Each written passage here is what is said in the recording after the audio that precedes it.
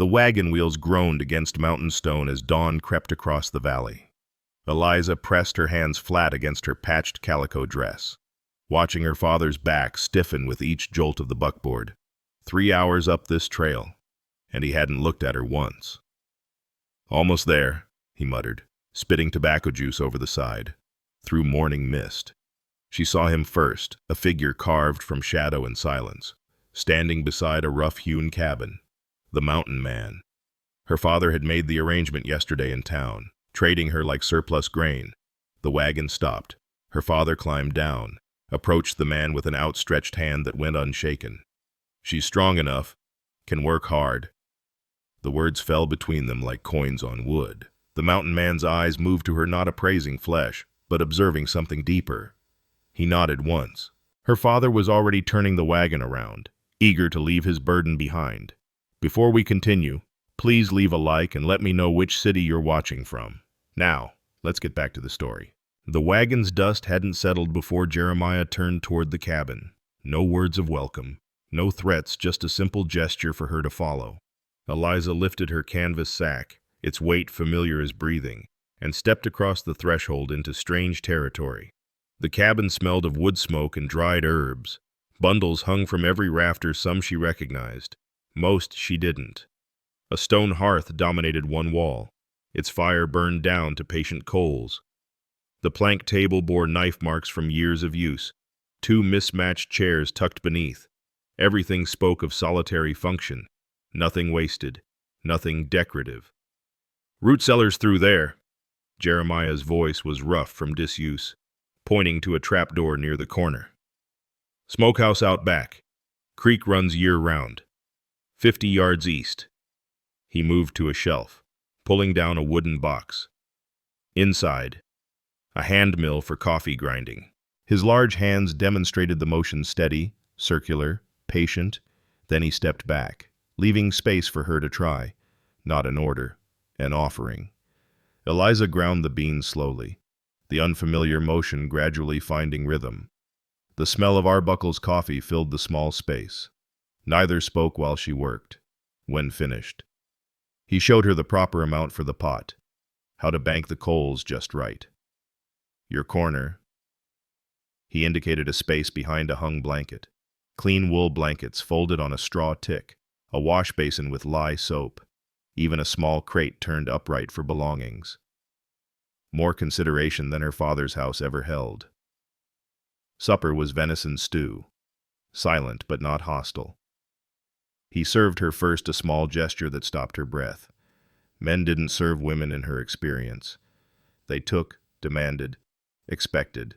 But Jeremiah simply filled her bowl, slid it across the scarred wood, then served himself. As darkness gathered, he lit the coal oil lamp with its cracked chimney, the light throwing shadows that danced like living things. He pulled a worn almanac from the shelf, pencil marks crowding its margins, and studied it briefly before setting it aside. "Name's Jeremiah," he said finally, banking the fire for the night. "Coffee's ready at sunrise." He retreated to his own corner, leaving her to absorb this first day's strangeness. Through the cracked chimney's light, Eliza studied her hands, the same hands her father called useless. Tomorrow, perhaps, she'd learn what this mountain man saw in them that others never had. The night settled deep and quiet, holding promises she didn't yet understand. Dawn came with Jeremiah's quiet movement through the cabin. Eliza found him waiting by the door with 2 wooden buckets and a carved yoke.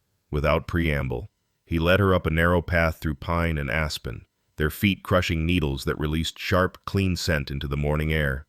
The spring bubbled from between granite rocks, clear as glass and cold enough to ache. Jeremiah demonstrated the proper way to submerge the bucket, letting it fill without stirring sediment.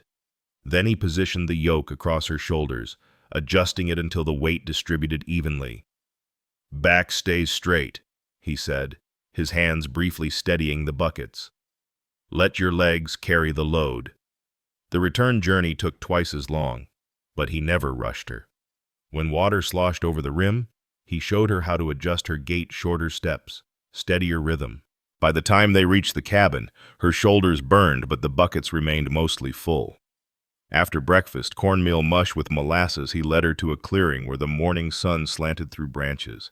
Plants grew in seemingly random clusters, but Jeremiah moved among them with purpose. He knelt beside a feathery leafed plant, carefully uprooting a small portion. "Yarrow," he said, placing it in her palm. His calloused fingers closed hers gently around the leaves. "Stops bleeding. Remember the leaf shape like 1,000 tiny feathers." They moved through the clearing slowly. He showed her plantain for bee stings, its broad leaves distinctive against the forest floor, willow bark for fever and pain, the tree's drooping branches unmistakable, burdock root for blood cleansing, the burrs that would cling to her skirt come autumn. Each plant had its purpose, its identification markers, its proper harvesting method. Jeremiah's teaching was methodical but patient. When she confused elderflower with poison hemlock, he didn't scold. Instead, he had her smell both elderflower sweet and pleasant, hemlock rank like mice. "Mistakes with plants can kill," he said simply. "Better to be sure than sorry." As afternoon shadows lengthened, he taught her to read the sky. Mare's tail clouds meant rain within days. Mackerel sky promised wind. The sunset's color predicted tomorrow's weather: red for fair, yellow for wet. That evening, after a supper of beans and salt pork, Eliza finally found her voice. "Why teach me?" she asked, watching him sharpen his knife with practiced strokes against the whetstone. Jeremiah paused, considering.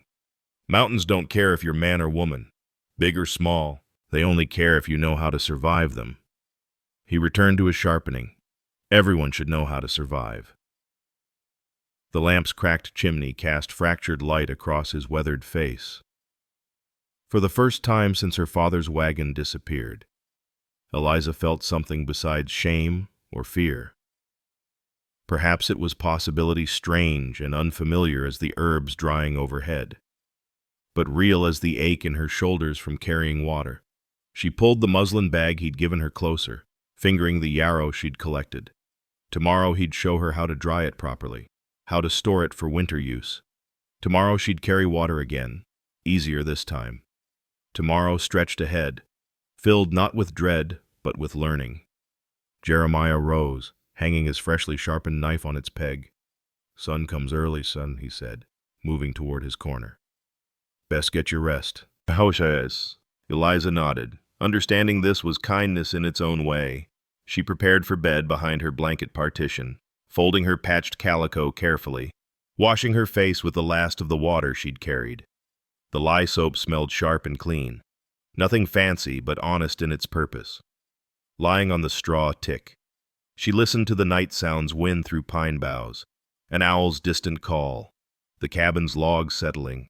Her fingers traced the shapes of leaves in her mind: yarrow's feathers, plantain's ribbons, willow's slender spears, each one a tool for survival, each one now part of her growing knowledge. She thought of her father's house, where she'd been nothing but burden and disappointment, where her body was wrong, her presence an embarrassment, her worth measured only in what profit her absence might bring. Here, in this rough cabin with its cracked lamp chimney and dried herbs, she was simply someone learning to survive. Jeremiah's snores rumbled from his corner, steady and unguarded, the sound of a man who feared nothing in the night. Eliza pulled the wool blanket higher, its weight a comfort she'd never known. Tomorrow would bring more plants to learn, more water to carry, more skills to master. For the first time in memory, she looked forward to waking. 3 weeks had passed since the wagon left her here, and the mountain rhythms had begun to seep into Eliza's bones. This morning, Jeremiah handed her the foraging basket without instruction, just a nod toward the forest. She understood her first solo expedition. The path to the herb clearing was familiar now, her feet finding their way between roots and rocks without stumbling. Morning dew still clung to spiderwebs, creating tiny prisms in the early light. She moved quietly, the way Jeremiah had taught her, disturbing nothing unnecessarily. At the clearing, she knelt beside the yarrow first, only the mature plants, leaving the young ones to grow. She pinched the stems properly, clean breaks that wouldn't damage the roots. Into her basket they went, along with plantain leaves 5-ribbed and parallel-veined, Impossible to mistake now. She found wild ginger beneath the shade of an old oak, carefully harvesting just a portion of the root, replacing the soil as Jeremiah had shown her. The willow grove stood by the creek, its branches trailing in the water. She peeled bark from the eastern side, something about morning sun making it more potent. Jeremiah had explained. The inner bark came away in strips, its bitter scent already familiar. This would become tea for his aching joints, though he'd never complain about the pain. Her basket filled steadily, elderflower for respiratory ailments, careful to avoid the similar-looking hemlock. Burdock root required real digging, her hands dirty to the wrists, but she got 3 good specimens. Wild mint grew near the water, its square stems a sure identifier. She even found bee balm, its red flowers like small fireworks against the green. 2 hours passed before she started back, the basket heavy with success. As she approached the cabin, she saw Jeremiah through the window, working at the table. He looked up at her approach but didn't come to inspect her harvest. That trust made her stand straighter. Inside, she spread her collection on the clean cloth he'd laid out. Jeremiah examined each plant with quick, practiced eyes. When he found the bee balm, his weathered face creased into one of his rare smiles.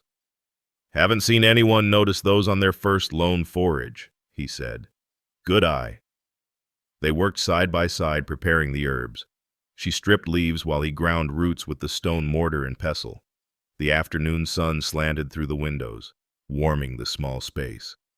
They didn't talk much. Conversation had never been necessary between them, but the silence felt comfortable now, purposeful. Jeremiah showed her how to make tinctures, measuring grain alcohol carefully into brown glass bottles. "Willow bark needs 3 weeks to draw," he explained, adding the prepared bark to one bottle. "Yarrow's quicker, maybe 10 days. You mark the date on each bottle. See?" She watched him write with careful block letters on small paper labels. His handwriting was neater than expected, precise despite his large hands. When he handed her the pencil to label her bee balm preparation, she hesitated. "My writing's not much," she admitted. "Then it'll get better with practice," he said simply, as if her education was assumed, expected, natural. They filled 12 bottles that afternoon, each one labeled and dated in Eliza's increasingly steady hand. The root cellar needed reorganizing to accommodate them, and she suggested arranging by use wound treatments together, fever reducers in another section, digestive aids in a third. "Makes sense," Jeremiah agreed, already moving bottles according to her plan. As evening approached, they sat outside the cabin on the rough bench Jeremiah had built years ago. The valley spread below them, painted gold by setting sun.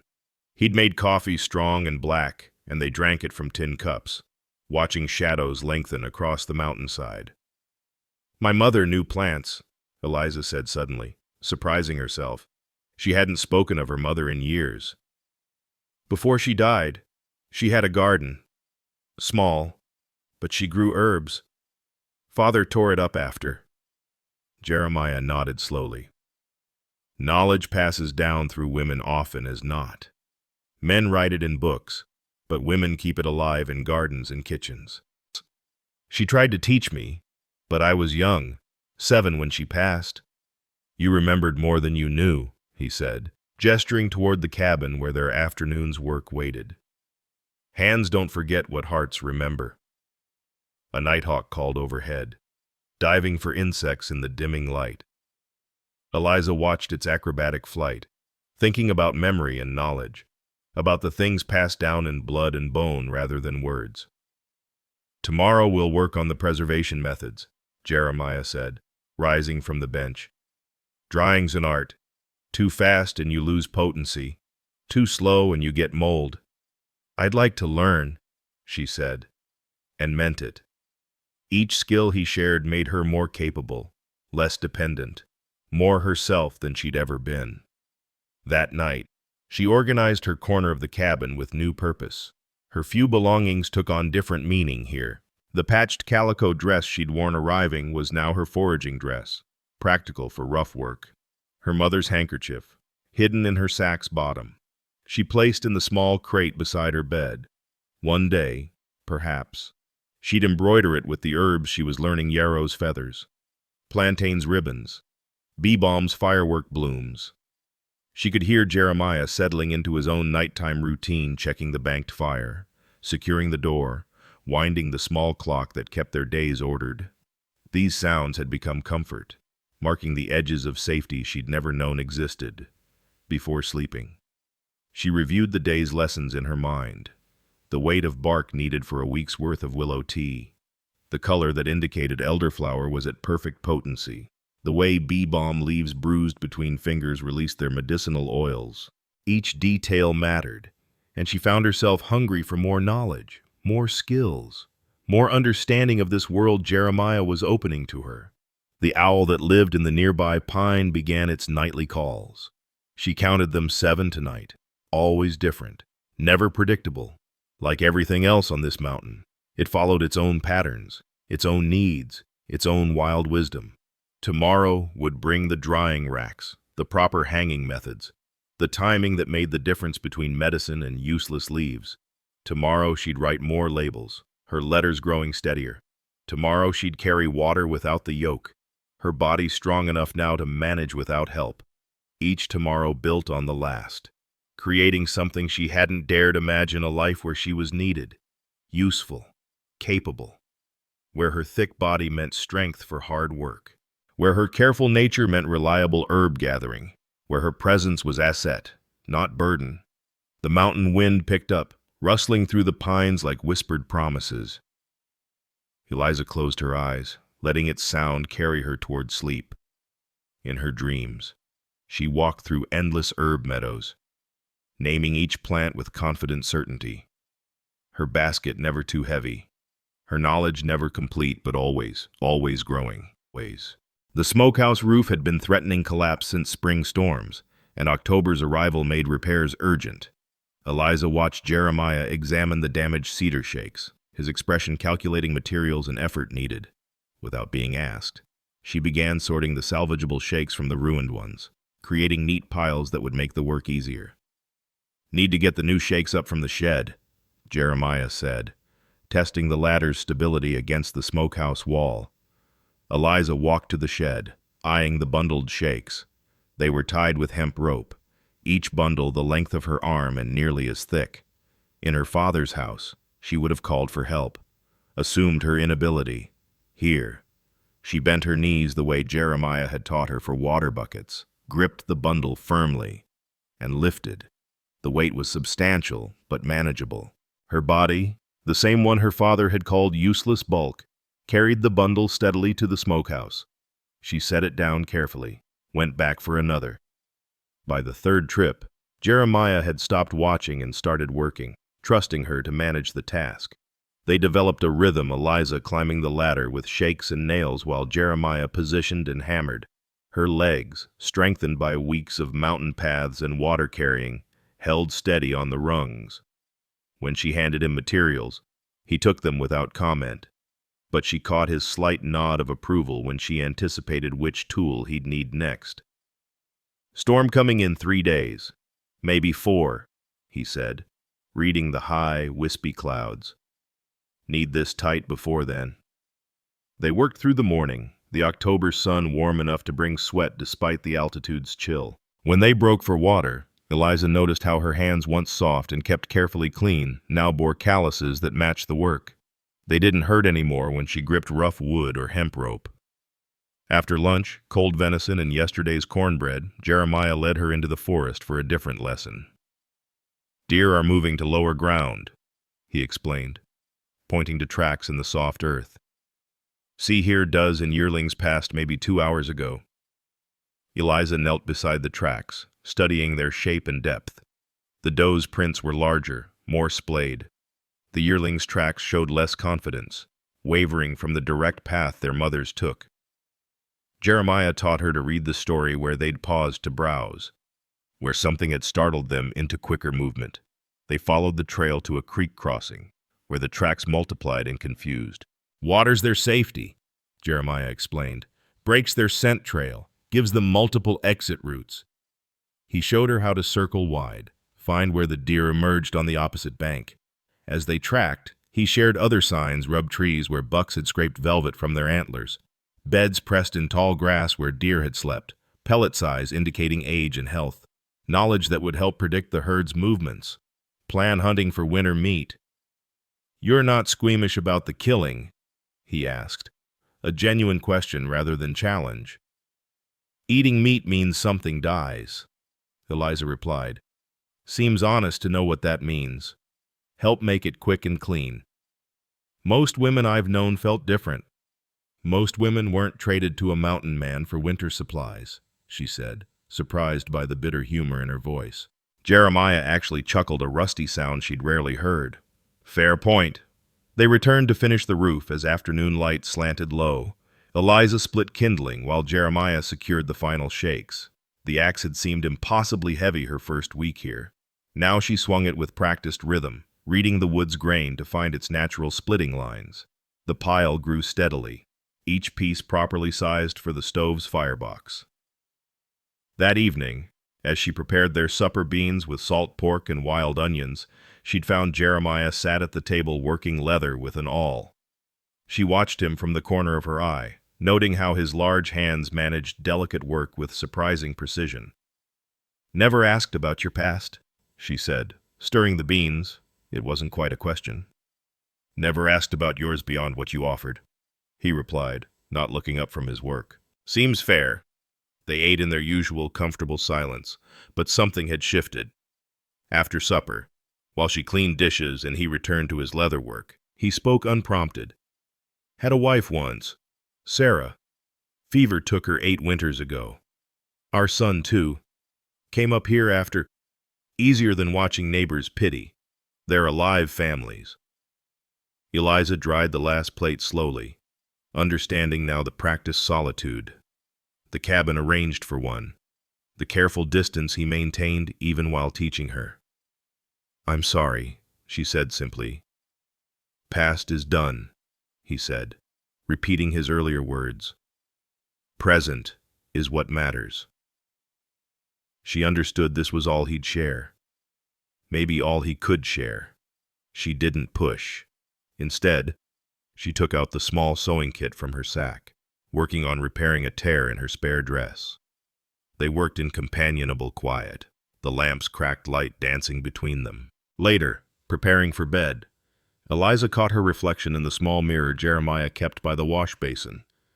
The face looking back had changed, sun-darkened, leaner perhaps, but mostly it was the eyes. They looked direct now, unashamed. Her body, unchanged in size, seemed different in purpose. These arms had lifted cedar bundles. These legs had climbed ladders. These hands had learned to read the forest's signs. She thought of her father's last words to Jeremiah. "She's strong enough, can work hard." He'd meant it as minimum recommendation, making his burden sound barely acceptable. But strength, she was learning, came in many forms. Not just the ability to lift and carry, but endurance through seasons, patience with learning, resilience after loss. From his corner, she heard Jeremiah's breathing deepen into sleep. Tomorrow they'd need to patch the root cellar's entrance before the storms arrived. She'd suggest adding another shelf for the preserved vegetables they'd been putting up. Her idea for organization had proved useful enough that he now asked her opinion on such matters. The wind picked up outside, rattling the newly repaired smokehouse roof. But the shakes held firm. Their work was solid. Everything they built together seemed to last, each skill he taught her becoming foundation for the next. She was no longer the girl who'd arrived in a dusty wagon, traded like surplus grain. She was becoming something else, someone else, though she didn't yet have words for what. The owl called from its pine. 5 hoots tonight. She counted them, then counted her breaths, then counted the days since she'd thought of herself as burden. The number grew harder to find with each passing week, that girl fading like morning mist when sun hits the valley. In her place stood someone who could lift cedar shakes, track deer, split kindling, prepare medicines. Tomorrow would bring more work, more learning, more becoming. She pulled the wool blanket higher, its weight familiar as her own skin now. Outside, the first storms of October gathered themselves beyond the peaks, but the cabin stood ready. They'd reinforced it together, beam by beam, shake by shake, skill by skill. Strong enough, her father had said.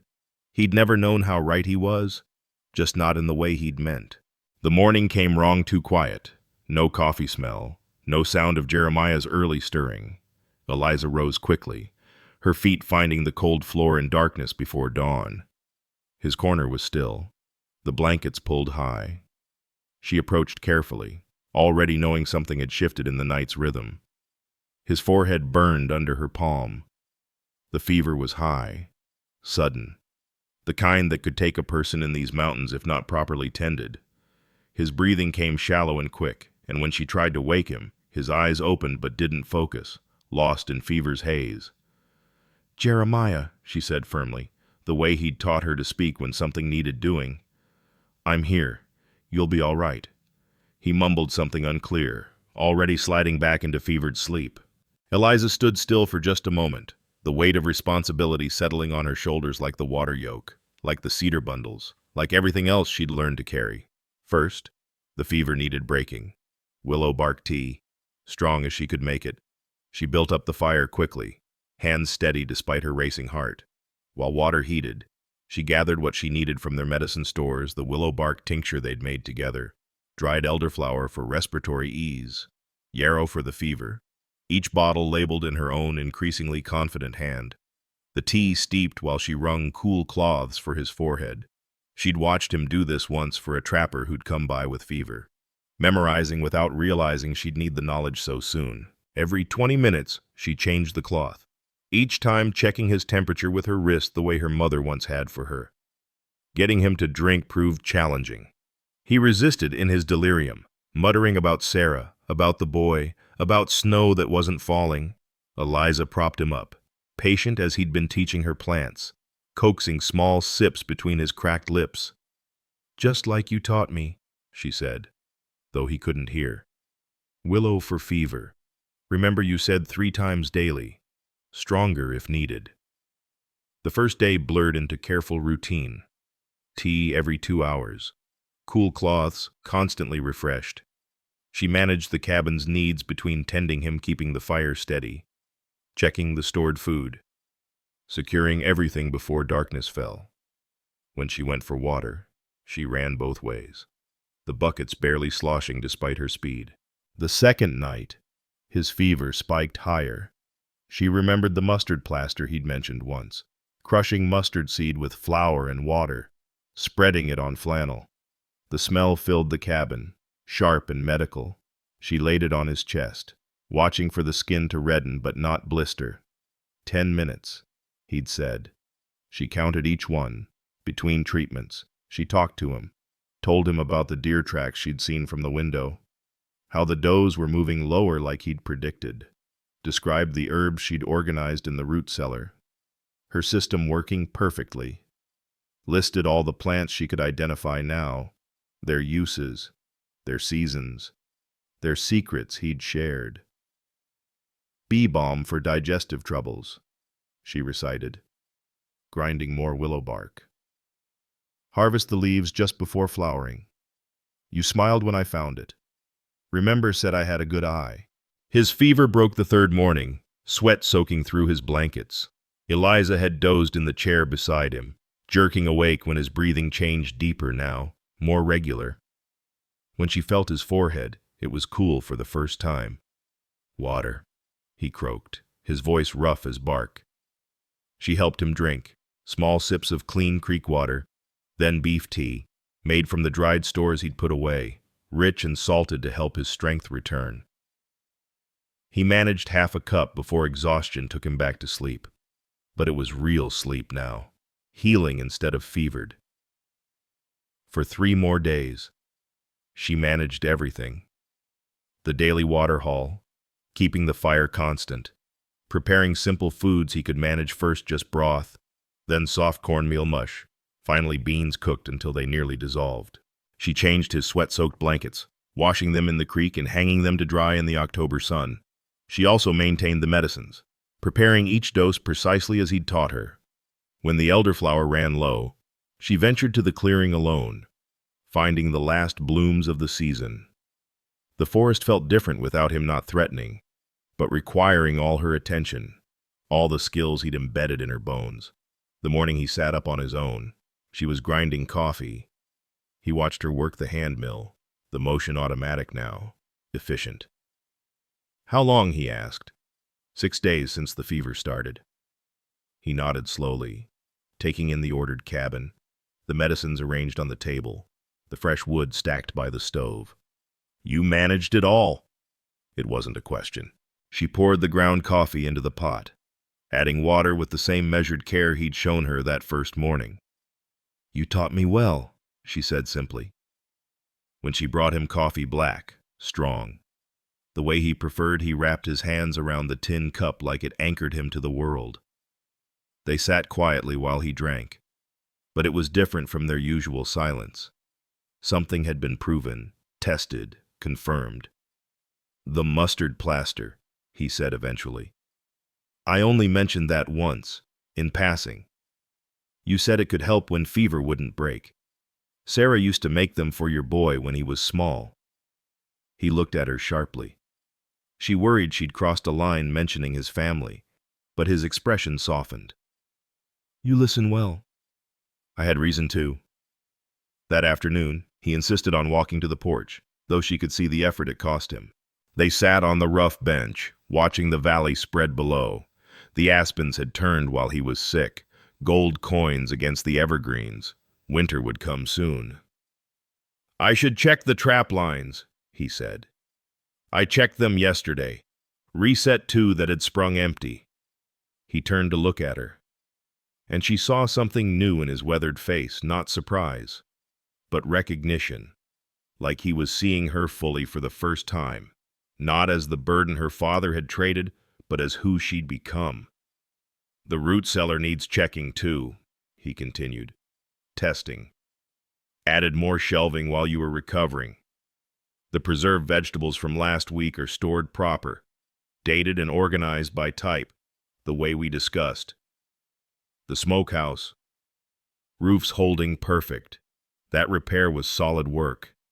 He leaned back against the cabin wall, a slight smile creasing his face. "Seems you don't need my teaching anymore." "Still plenty I don't know," Eliza said quickly. "Haven't learned the winter plants yet, or how to read ice conditions on the creek, or the best wood for smoking different meats." "All true," he agreed. "But you'd figure those out on your own now, if you had to." They watched a hawk circle high above, riding thermals over the valley. Eliza thought about his words on your own. 6 weeks ago, those words would have meant abandonment, fear, inability. Now they meant capability, self-sufficiency, strength. "Thank you," Jeremiah said suddenly, "for the tending. You could have let the fever take me. Would have made the cabin yours free and clear." "That's not who I am," Eliza said firmly. "No," he agreed. "It's not." As evening approached, she helped him back inside, though he needed less support than either expected.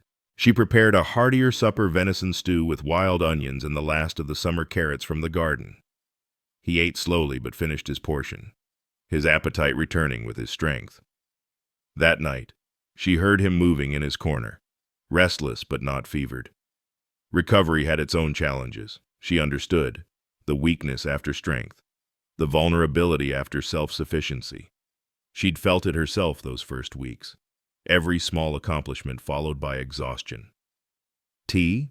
she called softly. "If you're making some?"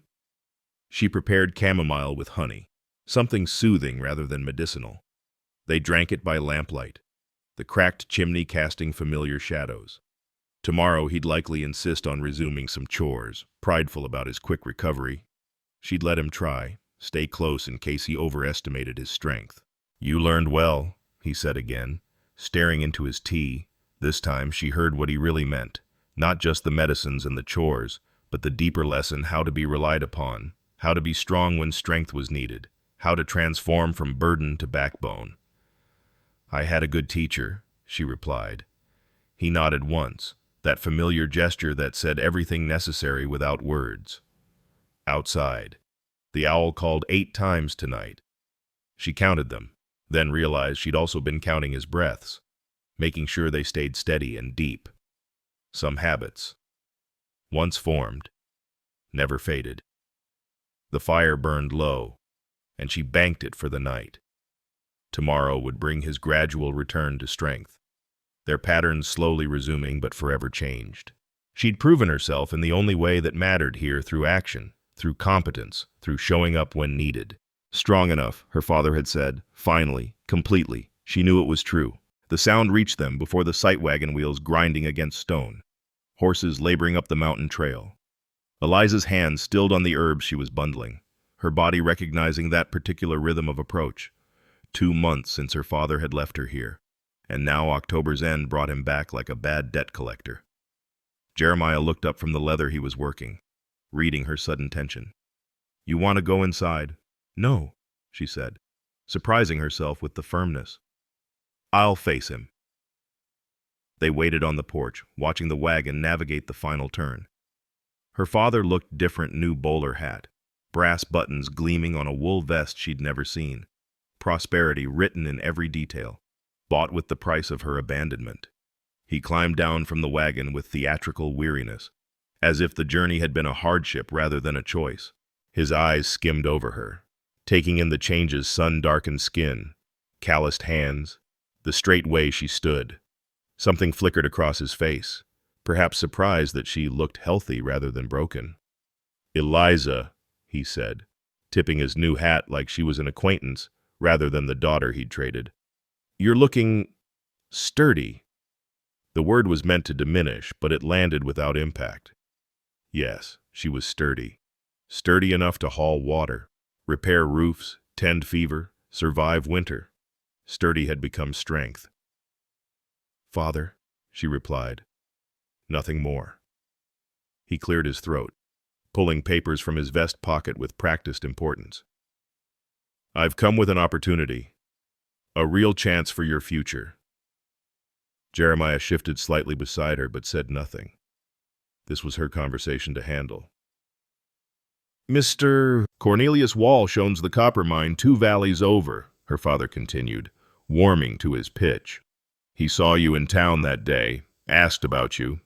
He's willing to pay handsomely for a strong girl to manage his household. Good money, Eliza, enough that I could set myself up proper in business."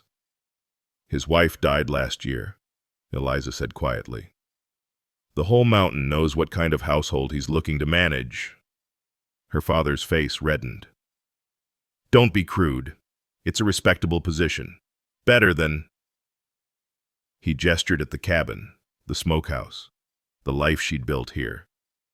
"Better than what having my own corner learning skills, being treated as a person rather than livestock.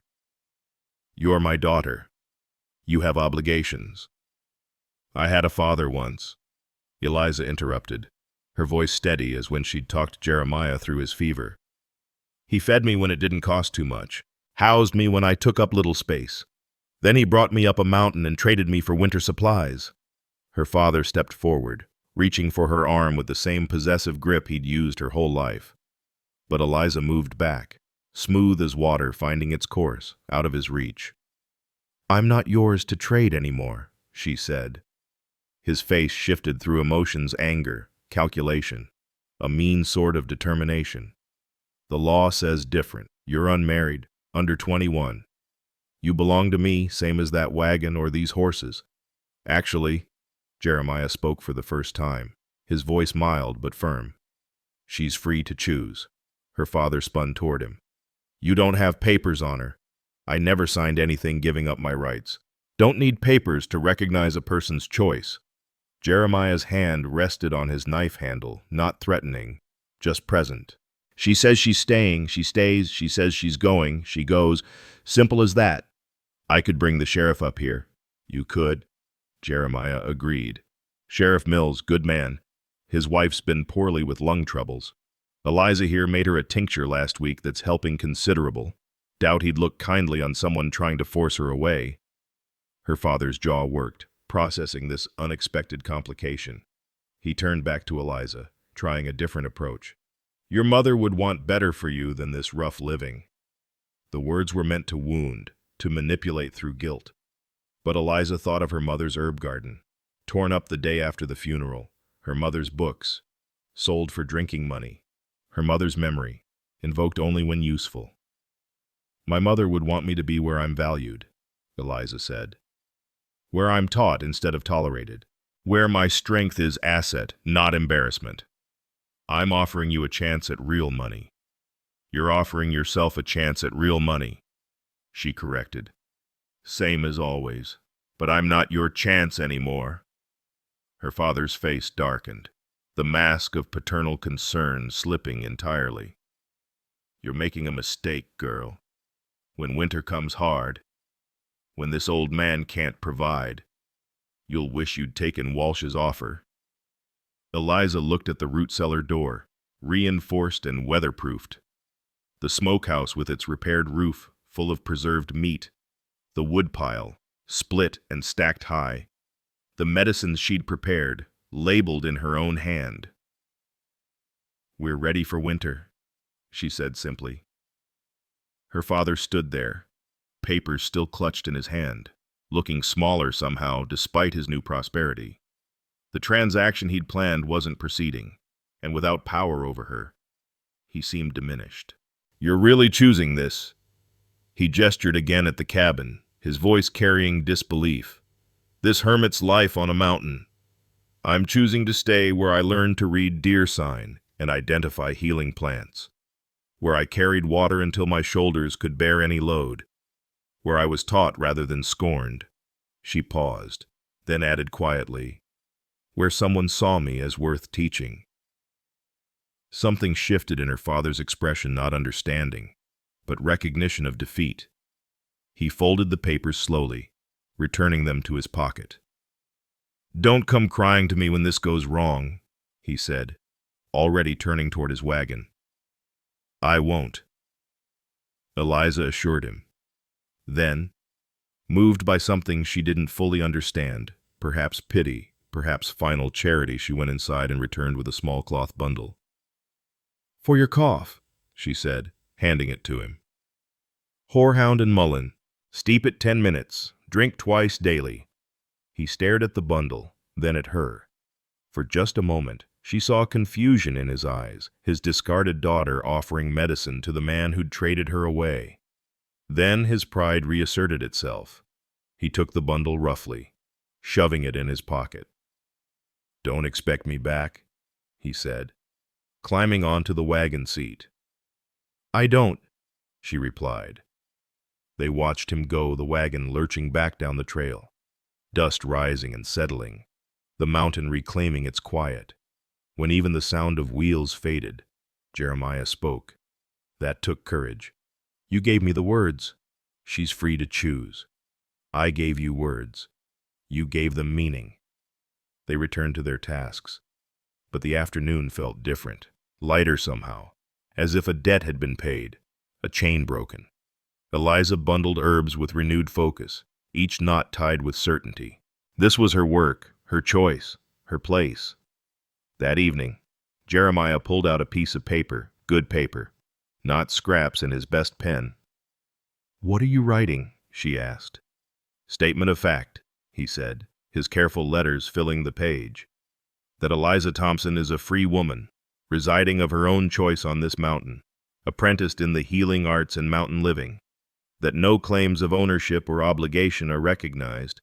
That won't hold legal weight, she pointed out. Maybe not in town courts, but up here, witnessed by neighbors, it means something. He signed it with careful formality, then slid it across to her. Your turn. She signed her name steadier now than even a week ago. Then Jeremiah heated wax, dripping it onto the paper and pressing his seal into it. The document looked official enough to matter. Tomorrow Jake Winters will be by for his monthly supplies, Jeremiah said. He'll witness it. So will the Patterson boys when they come for the pelts. Word spreads up here.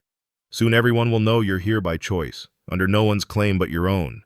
Eliza held the paper, feeling its weight exceed its substance. It was both symbol and shield, both recognition and protection. Her father wouldn't return, his pride wouldn't allow it after such clear rejection. But if he did, if he brought others, this paper and the community behind it would speak for her. That night, she folded the document carefully and placed it in the crate beside her bed, next to her mother's handkerchief. 2 inheritances, one of blood, one of choice. Both precious, both defining who she was becoming. The owl called 9 times. A new record. She counted them, then counted her breaths, then stopped counting altogether. The need for such careful tracking was passing. She was no longer marking time until something changed. The change had come, been faced, been conquered. Tomorrow would bring Jake Winters and his witness signature. The Pattersons after that. Word would spread down the mountain and back up Eliza Thompson had chosen her place, claimed her life, refused to be traded or sold or diminished. In his corner, Jeremiah's breathing was steady and deep. He'd stood with her today, but let her speak for herself. That balanced support without overshadowing was perhaps the greatest gift he'd given her. Strong enough. Her father had said that first day. He'd never understand how those words had become prophecy, prediction, promise fulfilled. She was strong enough to choose, to stay, to build something from skills and determination rather than accepting whatever was handed to her. The fire crackled low, and she banked it for the night with practiced efficiency. Outside, the first snow of the season began to fall, silent and steady. Winter was coming, just as her father had warned, but she felt no fear, only anticipation. Every challenge it brought would be met with knowledge, preparation, strength. She was ready. The morning after first snow, her father returned. Eliza heard the wagon before dawn, its wheels crunching through the thin white layer that had transformed the mountain overnight. She rose and dressed deliberately, choosing her working dress, the one she'd mended with neat stitches, improved with pockets for carrying herbs. When she stepped onto the porch, Jeremiah was already there, coffee steaming in his hands. Her father had brought help this time, 2 men from town, one she recognized as Walsh's foreman. They remained on the wagon seat while her father approached, his breath clouding in the cold air. The new bowler hat was gone, replaced by his old felt one. Perhaps the prosperity was already fading without the next transaction. "Thought about what I said yesterday," he began, attempting warmth he'd never shown. "May have been hasty. You're my only daughter, Eliza, my blood. Surely that counts for something." "It counted for 18 years of cooking, cleaning, and keeping quiet," she replied evenly. "The ledger's balanced now." His false warmth flickered toward frustration. "Walsh has raised his offer, enough to set us both up comfortable. You could have your own room in his house, proper dresses, respect in town." "Whose respect?" Eliza asked. "The same people who whispered about my size, my uselessness, who watched you treat me as burden and said nothing. You're being stubborn. I'm being clear." Her father's composure cracked.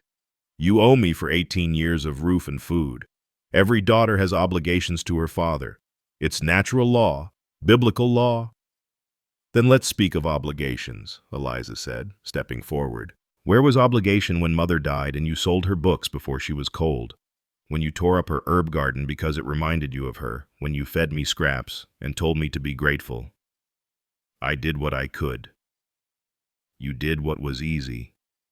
And when I became too difficult, too expensive, too much presence in your emptying house, you brought me here like returning damaged goods to a trader." The foreman shifted on the wagon seat, uncomfortable with the family drama, but Eliza wasn't finished. "You want to talk about what's owed? Let's account for it proper. 18 years of meals, call it $3 a week, though we both know it was less. That's $2,800. Shelter, add another $1,000. Clothing you provided, maybe $50 total for patched hand-me-downs. She pulled a small leather pouch from her pocket earnings from the herbs she'd been selling to passing trappers and travelers, saved carefully over the past weeks. Here's $20 toward that debt. I'll send more when I can, but that's all you'll get from me payment for services rendered. Nothing more. Her father stared at the pouch like it might bite him. This is foolishness. You're my daughter. I was your daughter. Now I'm my own woman. He turned to Jeremiah, trying a different approach.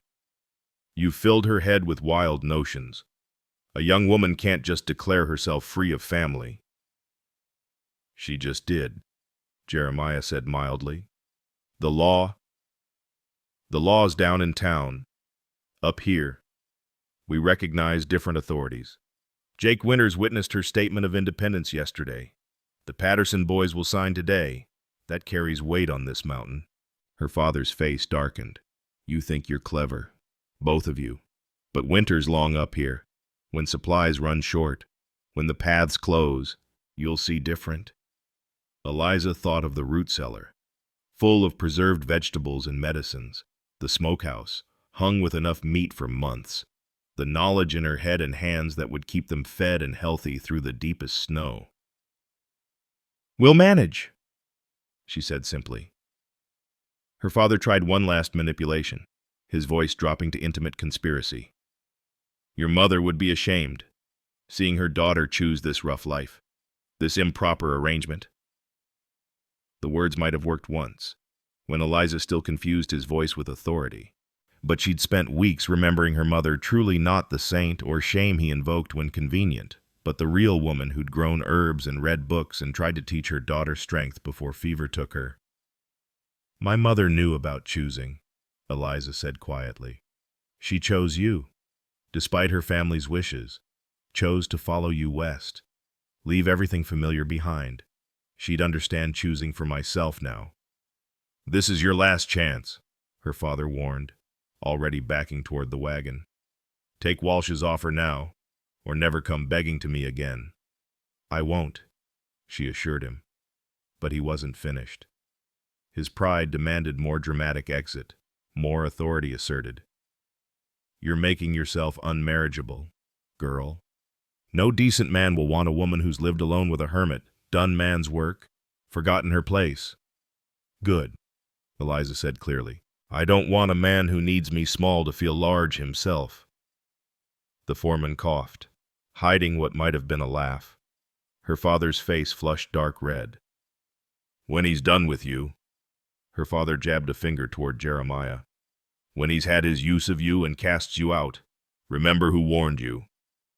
Jeremiah set down his coffee cup with deliberate calm. Mr. Thompson. His voice carried the same quiet authority he used with spooked horses. You brought her here against her will, collected your payment, and left without backward glance. Now you return wanting to sell her again. Who exactly is using whom? The question hung in the cold morning air. Her father had no answer that wouldn't condemn him further. He stomped back to the wagon, clambering up with graceless anger. This isn't over, he called down. I know my rights. So do I, Eliza called back. She reached into her other pocket, pulling out a folded paper. This is a copy of the statement Jeremiah wrote, witnessed and sealed. Jake Winters has another copy. The Pattersons will have a third. You're welcome to challenge it in front of Sheriff Mills. Explain how you tried to sell your daughter twice. Her father snatched the paper from her outstretched hand, reading quickly. His expression shifted from anger to calculation to defeat. The document might not hold in city court, but mountain justice was different. And Sheriff Mills, whose wife was breathing easier thanks to Eliza's tinctures, would likely find the document convincing enough. You're destroying your future for pride, he said finally.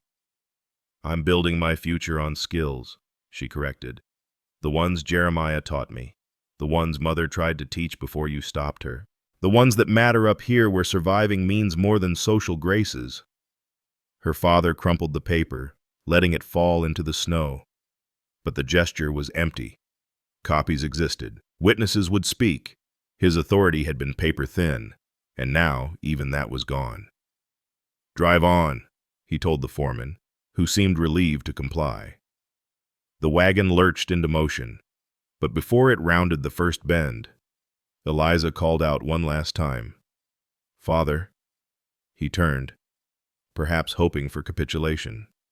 "The herbs I gave you yesterday, don't forget to take them. That cough will worsen with winter coming." His face contorted with emotions she couldn't read: confusion, anger, perhaps a flicker of recognition that she offered more kindness in rejection than he'd shown in possession. Then the wagon disappeared around the bend, taking with it the last claim anyone would have on her besides herself. Eliza stood in the snow until even the sound faded. Jeremiah remained quiet beside her, patient as always. Finally, she turned to find him holding out a fresh cup of coffee. "It's done then," she said, accepting the warmth. "It's begun," he corrected. "Your life as your own person. That's not ending something, it's starting it." They watched the sun climb higher, burning off the thin snow except in the deepest shadows. The day's work waited: wood to split, water to haul, preparations for deeper winter. But for this moment, they stood together on the porch, two people who'd chosen their lives rather than accepting what was handed to them. "He was wrong about one thing," Jeremiah said eventually. "Just one." That earned a slight smile. "About decent men not wanting a woman who's lived this life. Some men maybe most need their women small. But a few recognize strength as beauty, capability as grace. Those few would see you clear." "And you?" she asked, bold with the morning's victories. "How do you see me?" He considered his words carefully, as he did with everything that mattered. "I see someone who came here as payment for debt and made herself essential through will and work. I see my equal in different ways. You'll surpass my herb knowledge by spring. Already have in some areas. I see someone I'm proud to stand beside." It wasn't a declaration of love or desire. It was something else: recognition, respect, partnership. Perhaps that was its own kind of love, built on actions rather than words. "Thank you," she said, "for the words you gave me, for standing witness, for letting me fight my own battle. You didn't need my permission for that last one." "No," she agreed, "but you gave me room to discover that myself." The Patterson brothers appeared on the trail an hour later, ready to witness her statement of independence. Word had already reached them. Mountain gossip traveled faster than wagon wheels. They signed with solemn ceremony, understanding the weight of their witness. By afternoon, 3 more neighbors had stopped by, ostensibly for various trades, but really to show support. Each one looked at her with new recognition, not the traded daughter, but the herb woman, the healer learning, the woman who'd chosen her place. That night, as she prepared their evening meal, venison stew rich with herbs, she'd grown confident using. Eliza felt the change complete. Her father wouldn't return again. The story spreading down the mountain would be of her refusal, not her abandonment. She'd transformed from object to subject in her own life's tale. "Spring will bring changes," Jeremiah said over dinner, apropos of nothing. "It always does. More this year. Your herbs are getting known. People will come seeking help. You'll need to decide how much to give, how much to charge, how to balance healing with living." "We'll figure it out," she said, then caught herself. "I'll figure it out." He nodded, pleased with the correction. "You will." Outside, snow began falling again, heavier this time. Winter was claiming the mountain in earnest. But inside the cabin, warmth held steady. The fire burned bright, the walls stood strong, and 2 people who'd found their own ways to freedom shared a meal in companionable quiet. Tomorrow would bring the deeper cold, the testing season. But tonight, Eliza Thompson, herb woman, mountain dweller, free person, sat in her chosen home, wearing her earned calluses like jewelry, her knowledge like armor, her independence like a crown none could take away. The morning after her father's final departure dawned crisp and clear, the snow reflecting sunlight like scattered diamonds across the valley. Eliza woke to find Jeremiah already at the table, but instead of his usual leather work or knife sharpening, he'd spread something unexpected across the worn wood seed packets, dozens of them, arranged in neat rows. "D.M. Ferry and Company," she read, picking up one carefully illustrated packet. "These must have cost. Been planning this since you reorganized the root cellar." he interrupted gently. Your mind sees patterns, possibilities. The southern slope below the cabin gets good sun, drains well, could support a proper medicinal garden. Eliza studied the packet's echinacea, golden seal, valerian, calendula, feverfew, seeds for plants that would take years to establish but could provide medicine for decades. This wasn't about next season's survival. This was about building something lasting. We'll need to clear the land, she said, already thinking through the work. We'll need your strength for that. Jeremiah agreed, and she heard the weight he placed on your. My back's not what it was, but your young bones, your willing hands together, we can manage it. They spent the morning mapping the garden with surveyor's chain and stakes. Eliza suggested terracing to prevent erosion, grouping plants by water needs, creating windbreaks with taller herbs. Jeremiah listened to each idea, adding his knowledge of mountain weather patterns, soil conditions, frost pockets to avoid. This section for the annuals, she marked with chalk on slate. They'll need replanting, but we can harvest sooner. These perennials here, where they can establish undisturbed. You've thought this through. I've been thinking it through since you first showed me yarrow, she admitted. Just never imagined I'd have the chance to do it. They worked through lunch, too engaged to stop. As afternoon sun warmed the southern slope, melting the snow to reveal the ground beneath, a small figure appeared on the trail, the Pattersons' youngest, Emily, all of 8 years old with a curiosity that couldn't be contained. Ma sent me with preserves, the girl announced, holding up a jar of blackberry jam. But her eyes were on the seed packets, the sketched garden plan, the possibility spreading across the table. What do you see, Emily? Eliza asked, recognizing her younger self in the girl's hungry attention. Is it true you know all the healing plants Papa says you helped Sheriff Mill's wife breathe better? I know some plants. Jeremiah taught me. Would you like to learn? The girl nodded eagerly. Eliza picked up a packet of calendula seeds, showing her the bright orange flower on the front. This one's good for skin troubles, cuts, burns, rashes, easy to grow, hard to kill. The petals make sunshine even in winter when you dry them proper. Emily absorbed every word with the same intensity Eliza had brought to Jeremiah's first lessons. When the girl left an hour later, she carried her own small packet of seeds chamomile, gentle enough for children to grow and use. You're teaching now, Jeremiah observed after Emily disappeared down the trail. Following what I learned, knowledge kept close does no good. That evening, as they refined their garden plans, Jeremiah spoke about his past more openly than ever before. Sarah wanted an herb garden. Had one started before the fever came. I couldn't tend it after reminded me too much of what was lost. Let it go to wild, then to nothing. He paused, studying their sketched plans. Maybe that's why I taught you so willing. Finishing what she started, in a way. Tell me about her garden. What she grew. He did, slowly at first, then with growing warmth. Sarah had loved roses for both beauty and medicine. She'd grown comfrey despite its aggressive spreading because nothing healed bones faster. She'd insisted on lemon balm near the door for its cheerful scent. We'll plant those too, Eliza decided. For Sarah, for continuity. Jeremiah's weathered face softened in a way she'd rarely seen. She would have liked you. Your practical mind, your steady hands, the way you see plants as partners, not just resources. They worked until the lamp needed lighting, planning not just a garden but a future. Where to build drying racks that caught morning sun but avoided afternoon rain. How to construct cold frames to extend the growing season. Which medicinal trees to establish willow definitely. Maybe hawthorn for heart troubles. This is more than one season's work, Jeremiah noted. Yes. Eliza agreed simply. It was next year and the year after and the year after that. It was commitment to this place, this life, this partnership they'd built from such unlikely beginnings. A knock interrupted their planning. Jake Winters stood at the door, hat in hand, looking embarrassed. Sorry to bother, but my wife's time's come early. She's asking for Eliza. Says you'll know what to do. Eliza's breath caught. I've never attended a birth. You've got steady hands and calm ways, Jake said.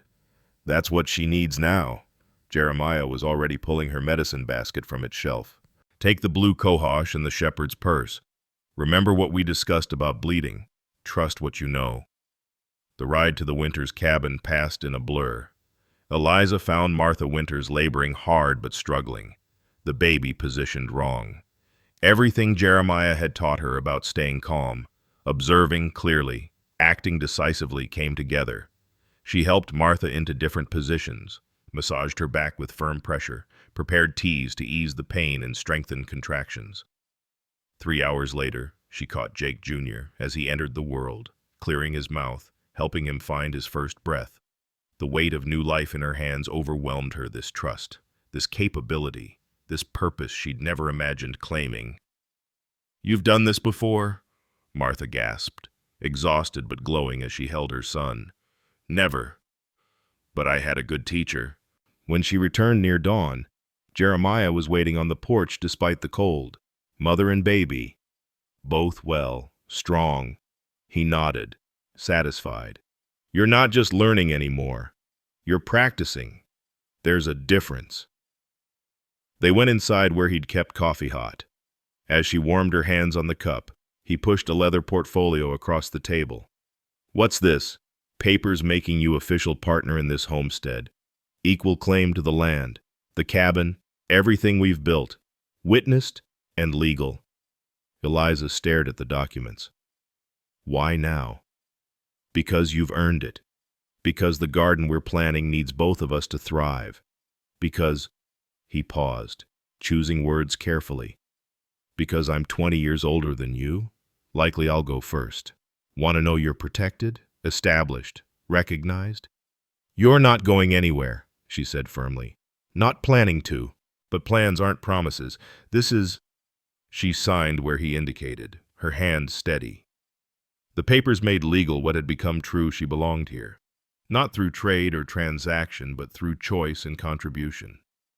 As dawn brightened to full morning, Emily Patterson returned, bringing her older sister, Anne. Can we see the garden place Mama says we can help clear if you'll teach us plants? Soon they had 4 children gathered, then their mothers.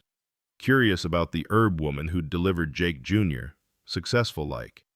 By afternoon, a work party had formed.